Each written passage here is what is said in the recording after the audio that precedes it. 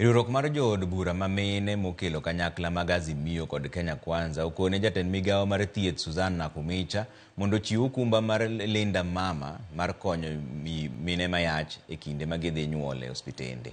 Kane gilose laro mar od bura kotelnegi kod jaod bura ma Suba South Millie Odhiambo, gikoni mine sandore sani e osiptende ka gidhi konyore nikech chenro mag Linda Mama pod sirikal ochungo. Madam Nakhumicha announced that Linda Mama is no longer going to be effective, and the new card that the government of Kenya is working on is going to be effective in July. That leaves a serious gap, and that is a gap that is actually subjecting our mothers and our newborns into serious pains and agonies. Ni mine manosetingo ich mane nyuol kiny manyuolo rucha manyuol dwe manyien Nakhumicha nyalo konyo gi mondo chungne gi muoch kik bi muoch rit dwe mar 7.